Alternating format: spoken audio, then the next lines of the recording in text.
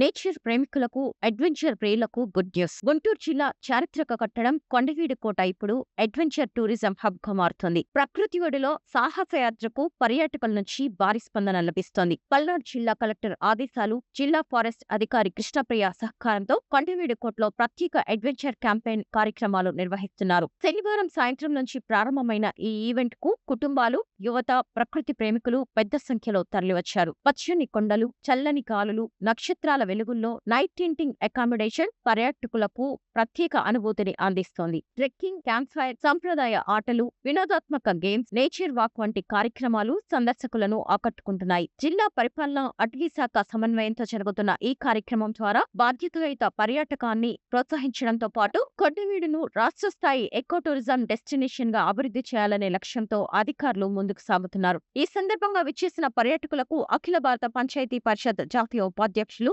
పల్నాడు జిల్లా tourism council సభ్యులు doctor Jasti Veeranjaneyulu స్వాగతం పలికారు. ఈ కార్యక్రమంలో Kondaveedu adventures director Dalavai Asha, forest beat officer Purushottam Raju, assistant beat officer Venkateswararao, Satish Dalavai తదితరులు పాల్గొన్నారు. నా పేరు doctor Kalahasti. I'm the youth trainer. So ఈరోజు మేమందరం కూడా కొండవీడు పోర్టుకి అయితే రావటం అనేది జరిగింది. ఇక్కడ చాలా జాగ్రత్తగా మన కొండవీడు అడ్వెంచర్స్ వాళ్ళు చాలా బాగా దీన్ని ఆర్గనైజ్ చేస్తున్నారు.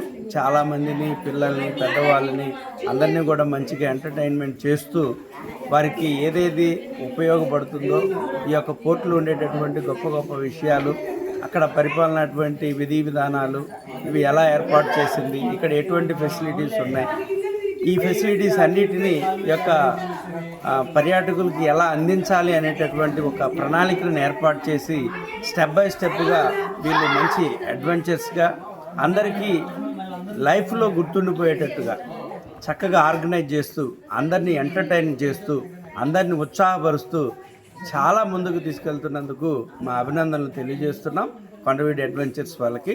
Thank you so much.